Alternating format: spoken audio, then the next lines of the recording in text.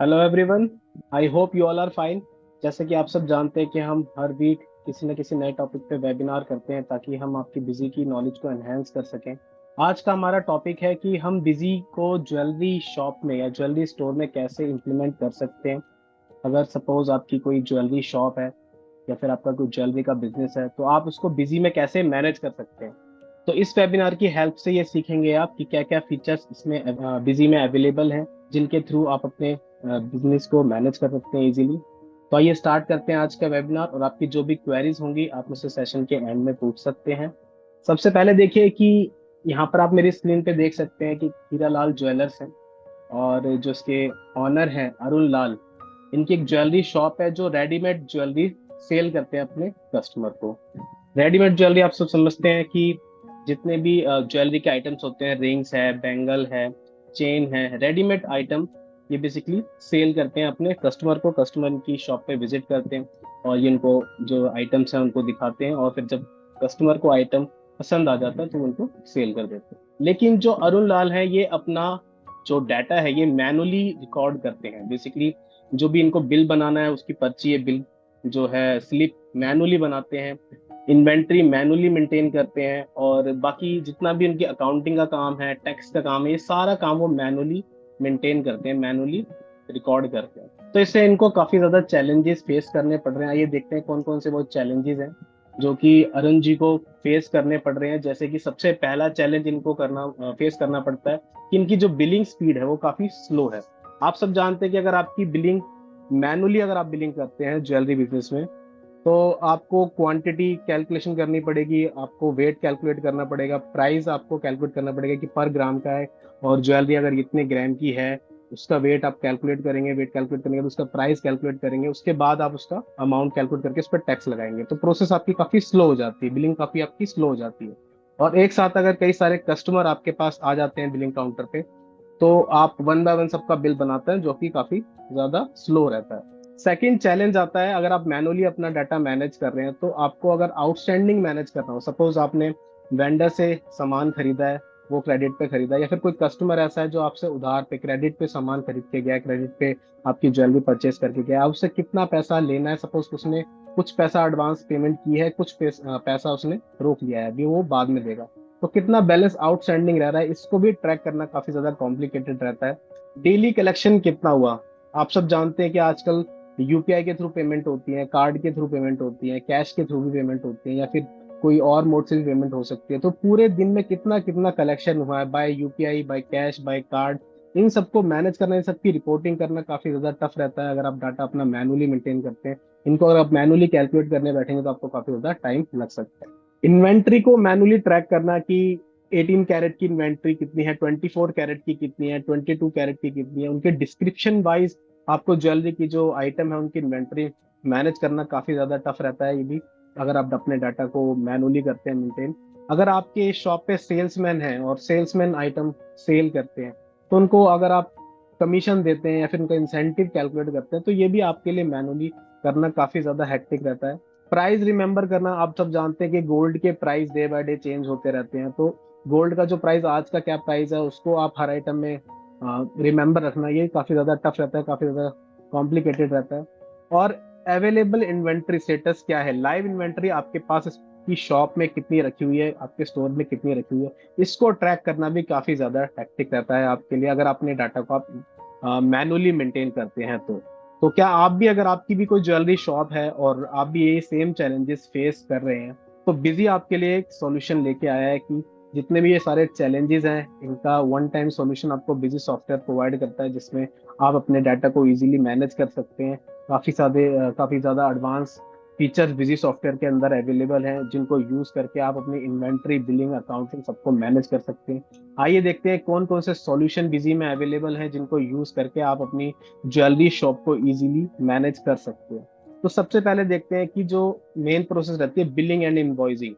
तो billing and invoicing में busy आपको क्या क्या सॉल्यूशन प्रोवाइड करता है जिनके थ्रू आप अपनी ज्वेलरी शॉप को इजीली मैनेज कर सकते हैं। जैसे कि फर्स्ट आप फीचर देख सकते हैं, मेंटेन रिटेल कस्टमर डाटा। अब देखिए ज्वेलरी शॉप में जो भी कस्टमर विजिट करते हैं वो ऐसा होता है कि वो रेगुलर कस्टमर हो भी सकते हैं और नहीं भी हो सकते। रिटेल सेल रहती है तो कस्टमर ऐसा भी हो सकता है कि एक बार कस्टमर आता है फिर वो कभी भी ना आए, बट आपको सिर्फ प्रिंटिंग पर्पज के लिए उसकी जो डिटेल है वो रिकॉर्ड रखनी है कि मेरे पास ये कस्टमर आए थे, पूरे दिन में मैंने इन कस्टमरों को माल बेचा है।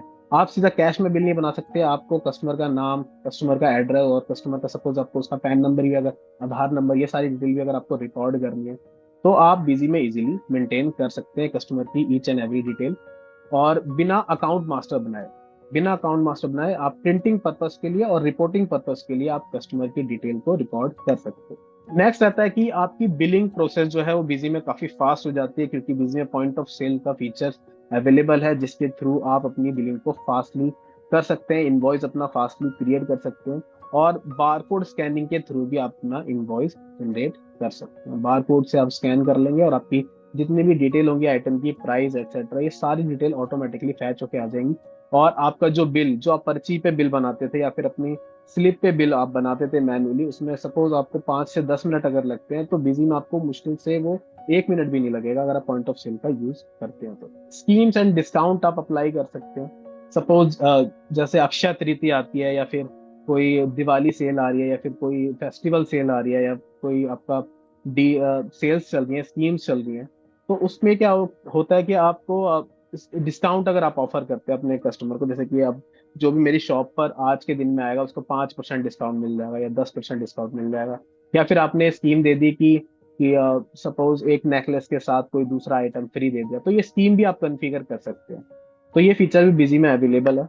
जब आप परचेज करते हैं तो जो ज्वेलरी आइटम है वो, उसका वेट कितना है, नेट वेट कितना है, ग्रॉस वेट कितना है, और कितने पीसेज में आप उसको परचेज कर रहे हैं, ये सारी चीज भी आप रिकॉर्ड कर सकते हैं बिजी में, ताकि आप अपनी इन्वेंटरी को प्रॉपरली मैनेज कर सकें। प्राइसिंग, आप सबको पता है कि गोल्ड की प्राइसिंग चेंज होती है एवरी डे, और जब भी ये प्राइस गोल्ड का चेंज होता है या सिल्वर का प्राइस चेंज होता है तो आपको प्राइस अपडेटेड रखना पड़ता है कि एक बार मैं प्राइस एंटर करूँ मेरे सारे आइटम में प्राइस अपडेट हो जाए, तो इसको भी आप बिजी में मैनेज कर सकते हो। इनवॉइस की शेयरिंग आप व्हाट्सएप और ईमेल के थ्रू कर सकते हो कि अगर आपको प्रिंट करके नहीं देना, इनवॉइस ईमेल करना है अपने कस्टमर को, व्हाट्सएप करना है, और या फिर प्रिंट भी करना है, तो आप सारे ऑप्शन बिजी में अवेलेबल है, शेयरिंग के साथ प्रिंटिंग के ऑप्शन भी अवेलेबल है। और बिल की जो प्रिंटिंग है वो पूरी कॉन्फ़िगरेबल है, जैसा मर्जी चाहे वैसा आप इनवॉइस प्रिंट कर सकते हैं अपने कस्टमर के लिए। तो ये सारे बिलिंग के फीचर बिजी में अवेलेबल हैं जिनके थ्रू आप अपनी बिलिंग को काफी इजी एंड सिंपल बना सकते हैं। आइए देखते हैं बिजी में इसको आप कैसे मैनेज करेंगे। तो ये मेरी कंपनी है, इसमें मैं आपको सबसे पहले इनवॉइस क्रिएट करके दिखाता हूँ, बिल बना के दिखाता हूँ। तो यहाँ पर आप देखेंगे सेल इनवॉइस मैं बना रहा हूँ, यहाँ पर सेल इनवॉइस मैंने ऐड किया। अभी देखिए ये मेरे पॉइंट ऑफ सेल वाउचर की विंडो ओपन हो चुकी है, जिसमें सीधा जो मेरा कर्सर है वो कस्टमर पे आके रुका हुआ है। बाकी डेट, वाउचर नंबरिंग और जो भी अदर डिटेल्स है वो मुझे मैन्युअली डालने की जरूरत नहीं है, बस मैं यहाँ पर एंटर प्रेस करूंगा और मेरे पास विंडो आ जाएगी जहां पर मैं अपने कस्टमर की डिटेल को इजीली रिकॉर्ड कर सकता हूँ। अब यहाँ पर मैं कस्टमर का मोबाइल नंबर सबसे पहले एंटर कर देता हूँ। सपोज कस्टमर जो है वो पहले भी विजिट कर चुका है तो उसका मोबाइल नंबर मैंने रिकॉर्ड किया होगा उस टाइम पे। अगर वही मोबाइल नंबर मैं दोबारा यहाँ पर एंटर करूंगा तो आप देखेंगे कि जो कस्टमर की डिटेल है वो ऑटोमेटिकली आ जाएगी, आपको मैन्युअली डालने की जरूरत नहीं है। बट अगर कस्टमर नया है तो आप यहाँ पर उसकी डिटेल डाल सकते हैं, जैसे कि जो कस्टमर का नाम है आकाश सिंह, कस्टमर का एड्रेस आप डाल सकते हैं, और उसकी ईमेल आईडी और उसका पैन नंबर, जीएसटी नंबर है वो भी डाल सकते हैं, आधार नंबर, ये सारी डिटेल आप डाल सकते हैं। उसके बाद आप इसको ओके कर देंगे, आपके कस्टमर की डिटेल जो है वो रिकॉर्ड हो जाएंगी। अब देखिए क्या आइटम आप उसको सेल कर रहे हैं। कस्टमर ने आपके स्टोर पे विजिट किया, अब उसने आइटम्स चेक किए, सपोज उसने ज्वेलरी उसको परचेज करनी थी, उसको चेन परचेज करनी थी या रिंग परचेज करनी थी, सपोज उसको रिंग परचेज करनी थी, तो यहाँ पर हम देखेंगे कि रिंग के आइटम बने हुए हैं, और जो भी रिंग उसको पसंद आई है कस्टमर को उसको आप सिलेक्ट कर लेंगे उस आइटम को। इसके बाद आप देखें जैसे 16 कैरेट की एक रिंग है वो कस्टमर को पसंद आ चुकी है और वो उसको परचेज करना चाहता है। नीचे आप देखेंगे उसकी इमेज भी शो हो रही है, तो आप देखिए ये इमेज भी आ रही है कि ये वाला आइटम जो है कस्टमर ने पसंद किया है और ये वो परचेज करना चाहता है। इसको हमने सिलेक्ट कर लिया, एंटर करेंगे। एंटर करने के बाद आप देखिए HUID, hallmark unique identification number होता है ये, जो जितनी भी हॉलमार्क ज्वेलरी होती है उनको ये चीजें मैनेज करनी होती है। और यहाँ पर आप देखेंगे कि जो HUID है यहाँ पर शो हो रही है, जो भी मैंने परचेज करके मेरे पास इन्वेंट्री में रखा है उनकी यहाँ पर आईडी मुझे शो हो रही है। अब मैंने जो भी आइटम्स को सेल किया उसको मैं सिलेक्ट कर लूंगा, और यहाँ पर आप देखेंगे जो गोल्ड का रेट है वो यहाँ पर ऑटोमेटिकली पिक होके आ रहा है। और यहाँ पर मेरा प्राइस बन चुका है। यहाँ पर सेल्समैन भी आप देखेंगे सीधा ऑटोमेटिकली पिक हो गया। आइटम के अंदर एक काउंटर पे ज्यादातर एक ही सेल्समैन रहता है, तो ये जो प्रिया शर्मा है, इन्होंने ये आइटम दिखाया था आकाश जी को और सेल कर दिया ये आइटम। सारी डिटेल मैंने यहाँ पर रिकॉर्ड कर ली है।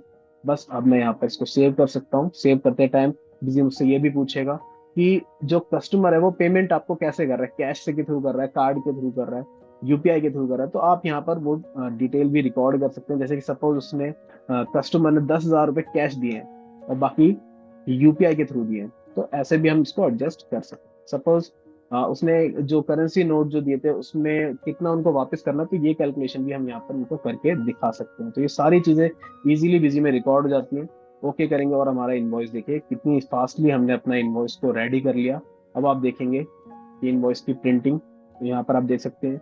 और ये मेरा जो इनवॉइस है, ये इनवॉइस मेरा कस्टमाइजेबल है, जैसा मर्जी चाहे वैसा कस्टमाइज हम कर सकते हैं यूजर की नीड के अकॉर्डिंग। यहाँ पर आप देखेंगे कंपनी की डिटेल शो हो रही है, कस्टमर की डिटेल शो हो रही है, और आप नीचे देख सकते हैं कितना उस पर टैक्स लगा है आइटम पे, कौन सा आइटम है। इसमें आपको आइटम की कोई अदर फर्दर डिटेल्स भी ऐड करनी है, एचओआईडी प्रिंट करनी है, ये सारी डिटेल आप प्रिंट करके दे सकते हैं। जैसे मैं आपको दिखाता हूँ, इनवॉइस प्रिंटिंग के लिए कुछ ऑप्शन यहाँ पर हमने दिए हुए हैं जिनको आप कॉन्फ़िगर कर सकते हैं। ये स्टैंडर्ड इनवॉइस के लिए कॉन्फ़िगरेशन है। बाकी अगर आप चाहते हैं अपने फॉर्मेट में, आपका खुद का कोई फॉर्मेट है उसके अंदर आप प्रिंट करवाना चाहते हैं बिजी से, अपने टेम्पलेट में प्रिंट करवाना चाहते हैं, तो वो भी हम बिजी में कॉन्फ़िगर करके दे सकते हैं। मैं आपको दिखाता हूँ इनवॉइस की प्रिंटिंग दोबारा। यहाँ पर आप देखेंगे कि नीचे एचओआईडी नंबर भी प्रिंट होके आ गया है आइटम पे, और आइटम का नाम और बाकी आइटम की डिटेल। तो इस तरीके से मेरी बिलिंग जो है काफी फास्टली मैं कर सकता हूँ।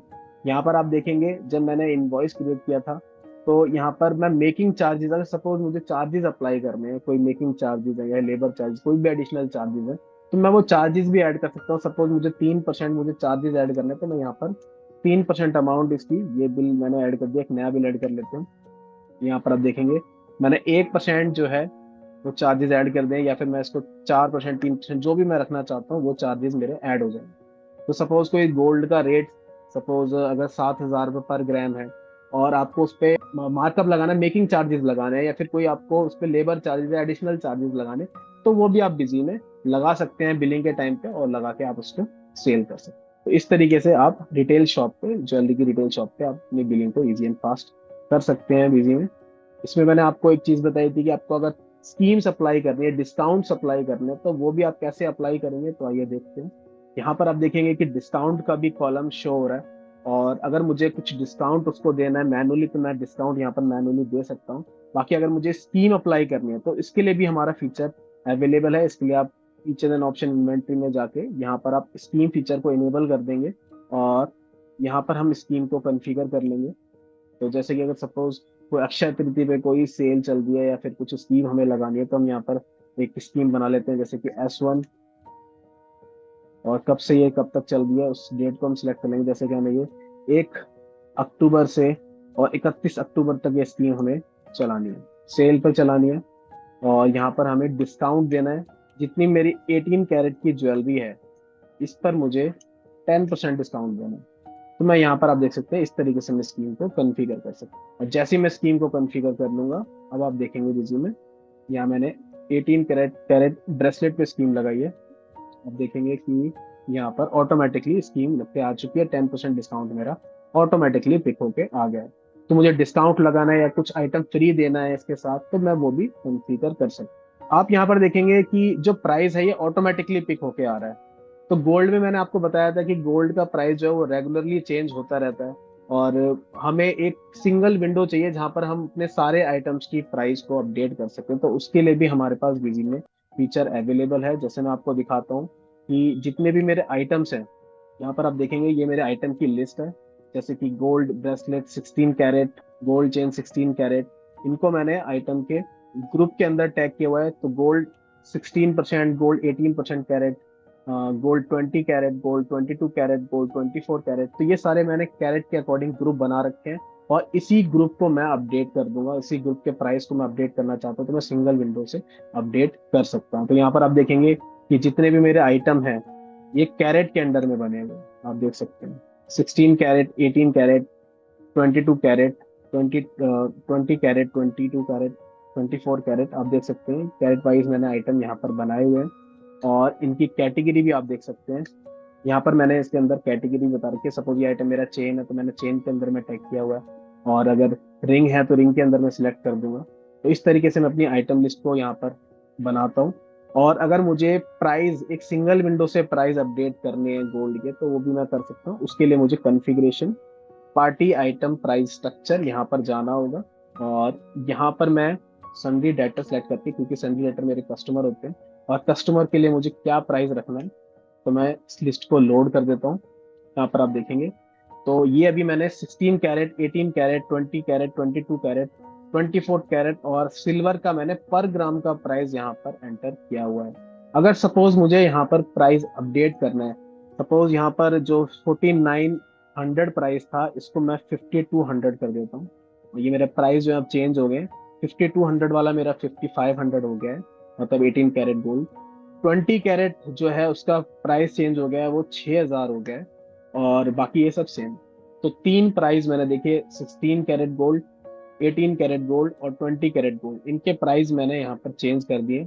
जैसे ही मैं ओके करूंगा, ये मेरे जितने भी आइटम होंगे उन सब में प्राइस ऑटोमेटिकली मेरा अपडेट हो जाएगा। तो सिंगल विंडो से ही मैं प्राइस जो है अपडेट कर सकता हूँ अपने कैरेट वाइज गोल्ड को।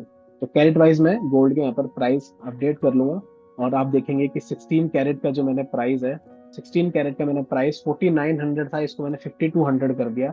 अब आप देखेंगे कि जब मैं 16 कैरेट का कोई आइटम यहाँ पर पिक करता हूँ सेल बिल बनाते टाइम, तो आप देखिए ऑटोमेटिकली जो प्राइस है वो 50, यहाँ पर आप देखेंगे ऑटोमेटिकली पर ग्राम का जो प्राइस है वो 5200 पिक होके आ चुका है। तो इस तरीके से सिंगल विंडो से ही हम प्राइस भी बिजी में अपडेट कर सकते हैं। तो हमारी जो बिलिंग है, इनवॉइस जनरेट करना है रिटेल स्टोर के लिए, ज्वेलरी के रिटेल स्टोर के लिए काफी सिंपल है करना, और सारी चीजें बिजी में इजीली मैनेज हो जाती है। नेक्स्ट, इन्वेंट्री के लिए हमारे पास क्या क्या सॉल्यूशन अवेलेबल है, क्या क्या फीचर्स हम प्रोवाइड करते हैं जिससे आप अपने ज्वेलरी स्टोर में इन्वेंट्री को इजीली मैनेज कर सकें। तो सबसे पहले चीज आती है कैटलॉग क्रिएशन। तो अगर आप आइटम की इमेजेस मेंटेन करना चाहते हैं और कैटलॉग प्रिंट करना चाहते हैं तो बिजी से ये भी आप कर सकते हो। मैनेज HUID अगर आपको मैनेज करनी है तो ये भी आप कर सकते हैं, इसके लिए भी बिजी में फीचर अवेलेबल है।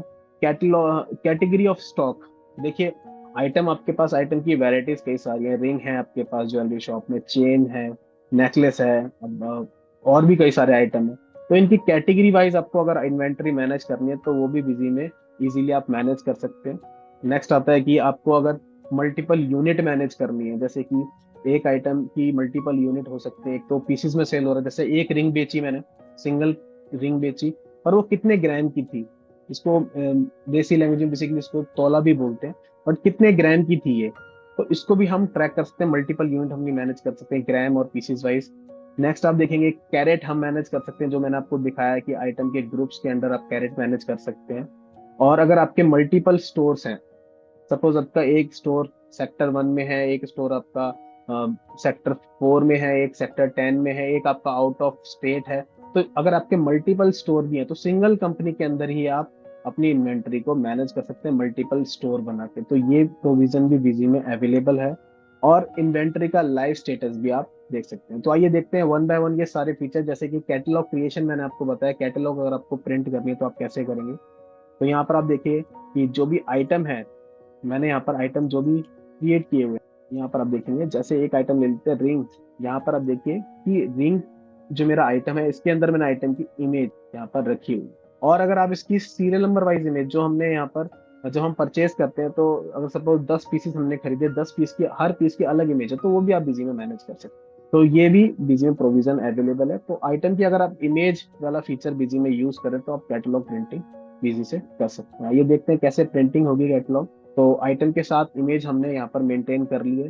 प्रिंट ईमेल SMS में हम जाएंगे और यहाँ पर स्टॉक स्टेटस में जाकर हम बैलेंस ओनली की जो रिपोर्ट है, जब हम इसको प्रिंट करेंगे तो यहाँ पर ये ऑप्शन है प्रिंट आइटम इमेजेस, इस ऑप्शन को हमें इनेबल करना है। इनेबल करने के बाद हम जैसे इसको प्रीव्यू करेंगे, अब देखिए तो जो मेरी आइटम की लिस्ट है वो आइटम की इमेज के साथ प्रिंट हो रही है, आप देख सकते हैं। तो जो जो आइटम की इमेजेस हैं वो यहाँ पर प्रिंट होकर आ रही है। इस तरीके से आप कैटलॉग की प्रिंटिंग भी बिजी से कर सकते हैं।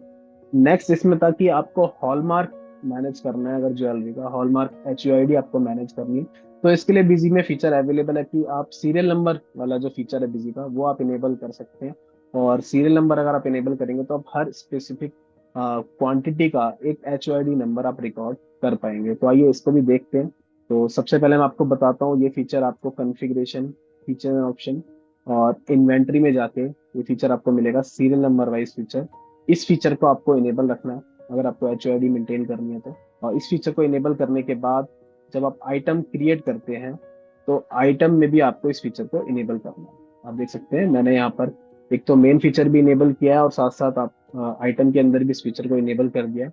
इसके बाद जब मैं परचेज रिकॉर्ड करूंगा अपनी, जब भी मैं आइटम की परचेज रिकॉर्ड करूंगा तो आप देख सकते हैं यहाँ पर ये विंडो ओपन होएगी जिसमें मैं HOID नंबर रिकॉर्ड कर सकता हूँ। अब देखिए जैसे मैं एक न्यू परचेज आपको करके दिखाता हूँ। जैसे यहाँ पर मैंने एक रिंग, 16 कैरेट की रिंग मैंने एक क्वांटिटी मैंने परचेस करी है, दो क्वांटिटी मैंने परचेस करी है। एंटर मैं करूंगा, यहाँ पर ये विंडो हो जाएगी सीरियल नंबर की जिसमें मैं अपनी HOID को मेंटेन कर सकता हूँ। तो HOID जैसे कि सपोज मेरी इसकी है 16 के 6 डिजिट की होती है HOID, जिसमें अल्फा न्यूमेरिक रहती है ये। और इसका वेट कितना है, तो जो सपोज मैंने दो पीसेस खरीदे हैं, आप देख सकते हैं दो क्वांटिटी मैंने परचेस की है और दोनों क्वांटिटी की मुझे HOID मुझे डालनी है। तो क्वांटिटी 1 है उसकी कितनी उसका वेट है, सपोज इसका वेट है 5 ग्राम और जो दूसरी HOID है इसका वेट है 7 ग्राम। तो हम देखिए इसमें वेट भी मेंटेन कर सकते हैं कि स्पेसिफिक जो पीसीज है, स्पेसिफिक जो आइटम है, जैसे मैंने दो आइटम परचेज किए हैं तो आइटम 1 जो है या क्वांटिटी 1 जो है इसका वेट कितना है और क्वांटिटी 2 है जो इसका वेट कितना है, इनकी HOID क्या है।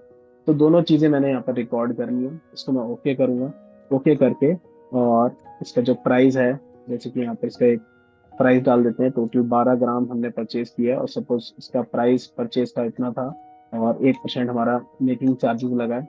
नीचे हमने टैक्स को अप्लाई कर दिया है और टैक्स को अप्लाई करने के बाद हम इसको सेव कर लेते हैं। सेव करने के बाद अगर सपोज मुझे इसकी बार कोड की प्रिंटिंग भी करनी है तो वो भी मैं कर सकता हूँ।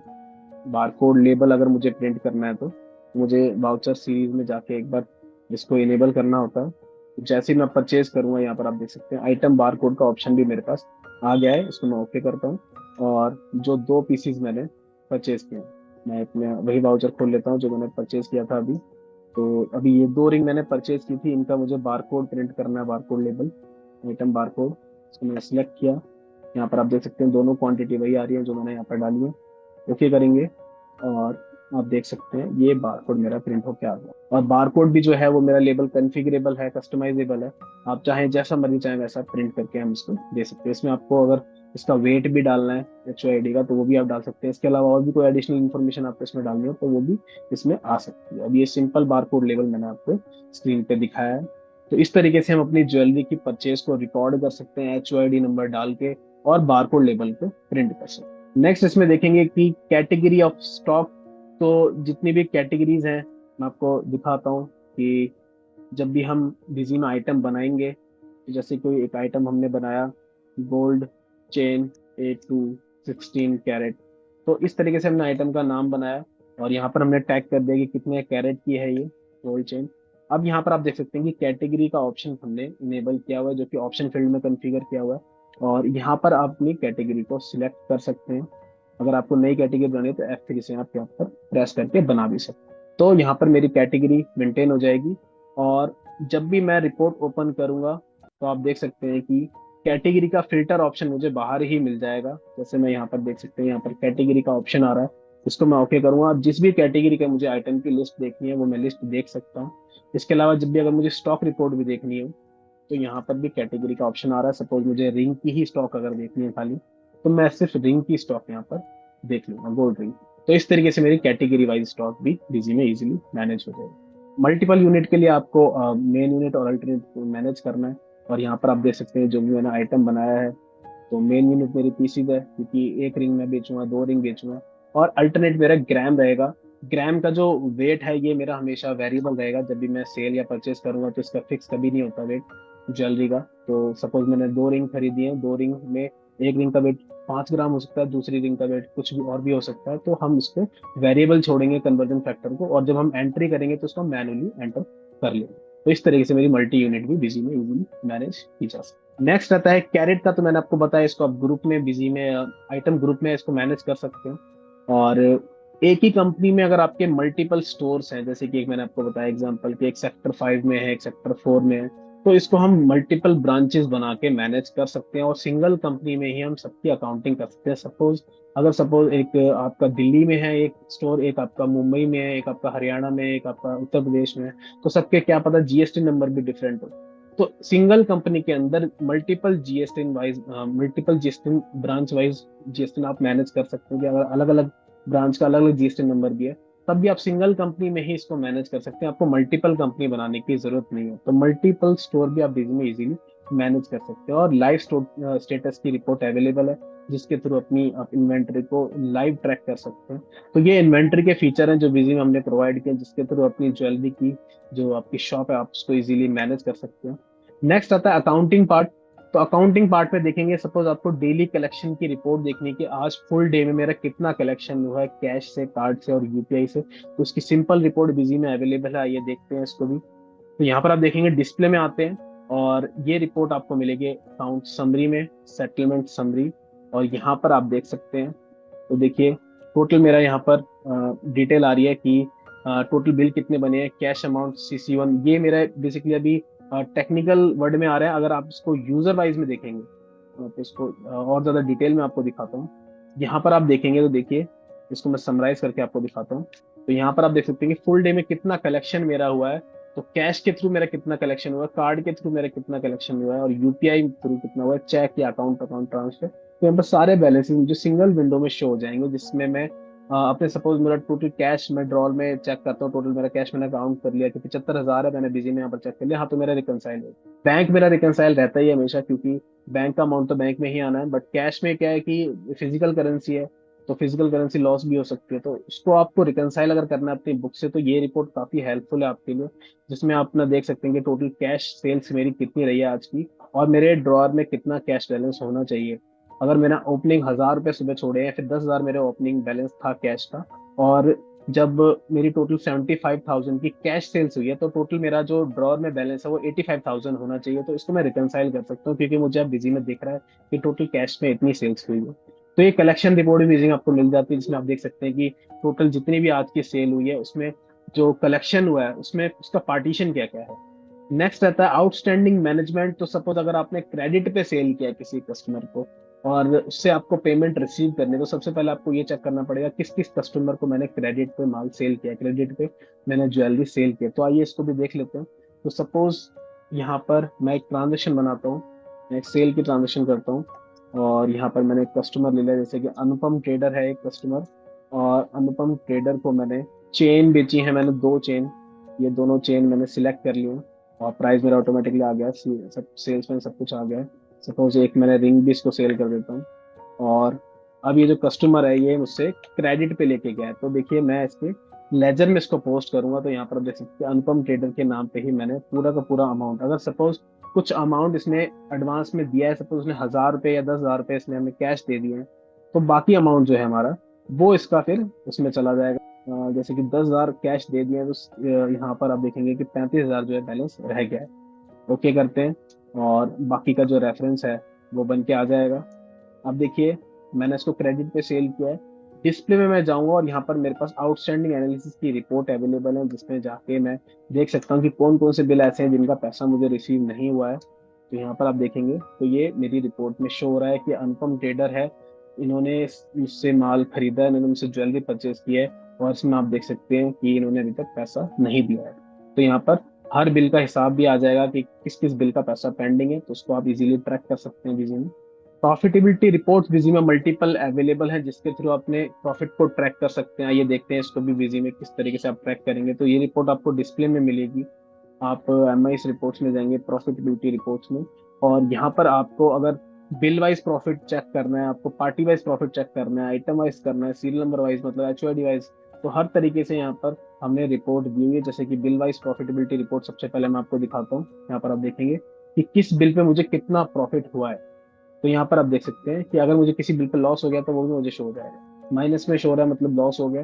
बाकी आप देख सकते हैं कि मेरा इतना प्रॉफिट मुझे हुआ है। ये मेरा बिल वाइज प्रॉफिटेबिलिटी रिपोर्ट है।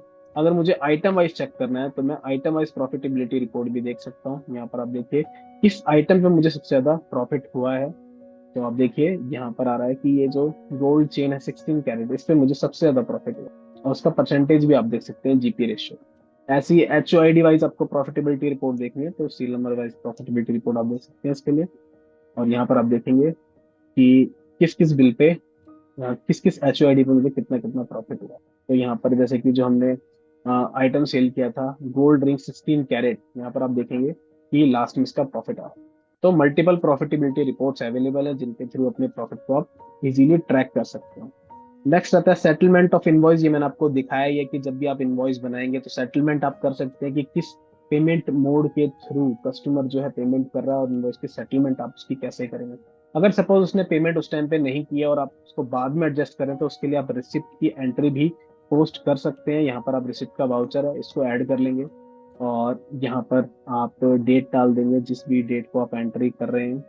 अब देखिए, तो ये वाला जो बिल है इसका पेंडिंग था, कितना पैसा उन्होंने दे दिया है उसको हम यहाँ पर एडजस्ट कर लेंगे। और कैश के थ्रू पेमेंट आई है, कार्ड के थ्रू पेमेंट आई है, उसको भी हम यहाँ पर रिकॉर्ड कर लेंगे, तो हमारा इनवॉइस भी सेटल हो जाएगा। तो चाहे कस्टमर पेमेंट हमें सेम टाइम पे करा जब वो सेल हुई है, या फिर दूसरे टाइम पे करता है, दोनों तरीके से हम रिसिप्ट को यहाँ पर बिजी में पोस्ट कर सकते हैं। Salesman wise commission and incentive की कैलकुलेशन भी बिजी में काफी सिंपल है। जैसे कि आप सब जानते हैं कि जितना भी मैंने अभी सेल किया है, आप देखेंगे कि सेल करते टाइम यहाँ पर हर आइटम पे एक विंडो ओपन होती है कि ये वाला जो आइटम है ये किसने सेल किया है। तो यहाँ पर आप देखेंगे कि सेल्समैन का नाम शो हो रहा है कि ये आइटम आकाश वर्मा ने बेचा है। और दूसरा आइटम आपको दिखाता हूँ, तो यहाँ पे देखिए ये आइटम मेरा प्रिया शर्मा ने बेचा है। तो हर आइटम पे मैंने सेल्समैन टैग किया है। और अब मैं आपको उसकी रिपोर्टिंग भी दिखाता हूँ कि किस सेल्समैन ने कितनी सेल किया टोटल। तो डिस्प्ले में जाएंगे और यहाँ पर कमीशन कैलकुलेशन की रिपोर्ट है जिसमें आप सेल्समैन वाइज देख सकते हैं किस सेल्समैन ने कितनी सेल की है। यहाँ पर आप देखेंगे कि सेल्समैन आकाश शर्मा ने कितनी सेल की है और प्रिया शर्मा ने कितनी सेल की है, तो उसकी डिटेल यहाँ पर शो रही है। 4 क्वांटिटी इस आइटम की बेची है, क्वांटिटी इस आइटम की बेची है। और अगर सपोज आपको यहाँ पर कमीशन भी कैलकुलेट करके दिखाने हैं, जैसे कि अगर आप 5% कमीशन उनको देते हैं, तो देखिए 5% कमीशन आगे सेकंड कॉलम में आप देख सकते हैं यहाँ पर कौन के आ रहा है। और इसकी पोस्टिंग भी काफी इजी है, बस आपको एक F4 की प्रेस करनी है और आप कमीशन की एंट्री भी पोस्ट करो। ये भी आपको मैनुअली करने की जरूरत है। तो सेल्समैन वाइज आप कमीशन या इंसेंटिव अगर आपको मैनेज करना है, तो बिजिम आप इजीली मैनेज कर सकते हैं। नेक्स्ट आता है कि अगर आपके स्टोर के एक्सपेंसेस रहते हैं, जैसे कि और शॉप का आपका रेंट जा रहा है या फिर आप स्टाफ वेलफेयर का कोई एक्सपेंस करते हैं, तो उसकी भी रिकॉर्डिंग आप बिजी में इजीली कर सकते हैं। इसके लिए जर्नल वाउचर अवेलेबल है और इसकी पोस्टिंग आप इजी में कर पाएंगे। लास्ट ऑप्शन इसमें आता है अकाउंटिंग में कि सेल्स एनालिसिस के लिए मल्टीपल रिपोर्ट्स अवेलेबल हैं बिजली में, बट अब मैं आपको एक स्पेशल रिपोर्ट दिखाता हूँ जिसके थ्रू अपने सेल्स को आप इजीली एनालाइज कर सकते हैं। तो डिस्प्ले में आपको ये रिपोर्ट मिलेगी, सेल्स एनालिसिस। यहाँ पर आप क्वार्टरली, मंथली और डेली बेसिस पे अपनी रिपोर्ट को एनालाइज करके देख सकते हैं, और वो भी विद ग्राफ। यहाँ पर आप देखेंगे तो टोटल कितनी सेल हुई है किस किस आइटम की, वो यहाँ पर शो हो रहा है, और नीचे इसकी ग्राफिकल प्रेजेंटेशन भी शो हो रही है कि किस महीने में या फिर किस क्वार्टर में आपकी सेल जो है अप हुई है या किस किस क्वार्टर में डाउन हुई है। तो अगर सपोज किसी क्वार्टर में आपकी सेल डाउन हुई है तो आप कोई स्कीम या फिर ऑफर निकाल सकते हैं उस महीने में, एक डिसीजन ले सकते हैं ताकि आपकी उस महीने में भी सेल इंक्रीज हो जाए। तो सेल्स एनालाइज करने के लिए भी यहाँ पर आप देख सकते हैं मंथली सेल आपकी शो हो रही है कि किस कौन सा आइटम मेरा सबसे ज्यादा बिका है किस किस महीने में। और इसमें मल्टीपल रिपोर्ट्स अवेलेबल हैं, तो वैरायटीज ऑफ रिपोर्ट बिजी में काफी सारी हैं जिनके थ्रू अपने डाटा को इजीली एनालाइज कर सकते हैं। नेक्स्ट आता है जीएसटी का पार्ट। तो बिजी में हम कहते हैं कि we are the number one GST accounting software, क्योंकि जीएसटी में हमसे ज्यादा एडवांस फीचर कोई भी अदर सॉल्यूशन आपको नहीं प्रोवाइड करेगा। तो जीएसटी के लिए मल्टी फीचर बिजी में अवेलेबल है जिनके थ्रू आप अपनी जीएसटी को इजीली मैनेज कर सकते हैं। जैसे create party by GST, party का जीएसटी नंबर आपको पता है तो आप पार्टी क्रिएट कर सकते हैं, लेजर क्रिएट कर सकते हैं, आपको मैनुअली क्रिएट करने की जरूरत नहीं है। जीएसटी एचएसएन वैलिडेशन आपको मिल जाती है। सप्लायर जो भी है उनका आप रिटर्न फाइलिंग स्टेटस आप देख सकते हैं, क्योंकि आप सब जानते हैं कि अगर सप्लायर ने टाइम से रिटर्न फाइल नहीं किया तो आपका इनपुट टैक्स आप क्लेम नहीं कर पाएंगे। तो इसके लिए हमने स्पेशल रिपोर्ट बिजी में दी हुई है। इसके अलावा GSTR 1 को आप डायरेक्टली बिजी से ही अपलोड कर सकते हैं, आपको पोर्टल पे मैनुअली वर्क करने की जरूरत नहीं है। ये सारा काम आप ऑटोमेटिक कर सकते हैं, बाय सिंगल क्लिक आपकी GSTR 1 में अपलोड हो जाएगी। और ऑटोमेटिक ई वे बिल आप जनरेट कर सकते हैं, और जीएसटी की आपको मल्टीपल डिटेल रिपोर्ट आपको मिल जाएंगी जिनके थ्रू अपने डाटा को आप इजीली एनालाइज कर सकते हैं। तो इसको भी मैं आपको एक ओवरव्यू दिखाता हूँ इसका, कि सपोज आपको एक जीएसटी नंबर हम ले लेते हैं। जैसे यहाँ पर एक मेरी पार्टी है आर्या ज्वेलरी वर्क्स, इसमें आप देखेंगे कि ये जीएसटी नंबर है। मैं अगर कोई पार्टी ऐड करता हूँ, मुझे बस F4 प्रेस करना है और यहाँ पर आप देखेंगे कि डिटेल यहाँ पर शो हो रही है। और बस मैं डेट बैक एंड क्लिक करूँगा और मेरी पार्टी रेडी हो जाएगी। तो जीएसटी नंबर से ही मेरी पार्टी लेजर में क्रिएट कर सकता हूँ। इसके अलावा आप देखिए कि जीएसटी वैलिडेशन भी, जिसमें आपको स्टेटस शो होता रहेगा कि ये जीएसटी नंबर एक्टिव है या फिर कैंसिल हो चुका है। सप्लायर का आप रिटर्न फाइलिंग स्टेटस आप देख सकते हैं कि जितने भी सप्लायर है वो टाइम से अपनी रिटर्न फाइल करते हैं या नहीं। तो इस रिपोर्ट में आपको वो दिख जाएगा। यहाँ पर आप देखिए किस किस सप्लायर ने कब कब रिटर्न फाइल की है, तो उसकी डेट यहाँ पर आ रही है। अगर कोई भी सप्लायर ऐसा है जो टाइम से रिटर्न अपनी फाइलिंग करता है, तो वो आपको रेड कलर में भी शो करके दिखाएगा, जिससे आप बेसिकली एक सतर्क हो जाएंगे कि इनसे मुझे मटेरियल को परचेज नहीं करना है, क्योंकि मेरा इनपुट टैक्स जो है वो अटक सकता है, रुक सकता है। बाकी जीएसटी की यहाँ पर मल्टीपल रिपोर्ट्स अवेलेबल हैं, जिनके थ्रू अपने डाटा को आप एनालाइज कर सकते हैं। और रिटर्न फाइल करने के लिए भी बस आपको एक सिंगल क्लिक प्रेस करनी है और आपके रिटर्न जनरेट हो जाए। यहाँ पर आप देख सकते हैं पूरी जीएसटी की समरी शो हो रही है कि आपका कितने इनपुट है, कितना आउटपुट है। सिंगल रिपोर्ट में ये सारी चीजें देख सकते हैं। देखिए नेक्स्ट है कि अगर सपोज कोई कस्टमर ऐसा है जो, क्योंकि ज्वेलरी का बेसिकली क्या होता है कि अमाउंट बिल जो होते हैं वो काफी ज्यादा ह्यूज अमाउंट के बनते हैं, क्योंकि ज्वेलरी जो है काफी महंगे प्रोडक्ट होते हैं, एक्सपेंसिव प्रोडक्ट है। तो गवर्नमेंट की गाइडलाइन रहती है कि अगर सपोज कोई कस्टमर ऐसा है जो 2 लाख से ऊपर की आपसे परचेस करता है, तो आपको उसका पैन नंबर भी इनवॉइस में रिकॉर्ड करना है। विदाउट पैन आप उसको सेल नहीं कर सकते। आपको अगर कैश सेल्स है सपोज, तो 2 लाख से ऊपर की अगर कैश सेल्स है, तो आपको उसका पैन नंबर भी इनवॉइस में डालना कंपलसरी है। तो इसके लिए भी बिजी में हमने प्रोविजन दिया है। सपोज कोई सेल आप करते हैं जिसकी अमाउंट जो है 2 लाख से ऊपर जाती है और कैश में आप उसकी ट्रांजेक्शन कर रहे हैं, तो बिजी आपको वार्न कर देगा कि आप इसका पैन नंबर जरूर रिकॉर्ड कीजिए। तो अपनी सिक्योरिटी के लिए, अपनी सेफ्टी के लिए आप पैन नंबर जरूर लीजिए अगर 2 लाख से ऊपर की कैश ट्रांजेक्शन है। तो आइए मैं आपको बिजी में इसकी वार्निंग भी करके दिखाता हूँ। जैसे कि कस्टमर है, मैं यहाँ पर उनका नंबर रिकॉर्ड करता हूँ। मैंने ये देखिए कस्टमर का पैन नंबर यहाँ पर रिकॉर्ड नहीं किया, ब्लैंक छोड़ दिया है मैंने। अब मैं सेल करता हूँ कस्टमर को, तो यहाँ पर आप देखेंगे कि 2 पीसेस मैंने सेल कर दिए। ये आइटम टोटल बिल बना मेरा 1,07,74 का। दूसरा भी एक आइटम ले लेते हैं, नेकलेस ले लेते हैं।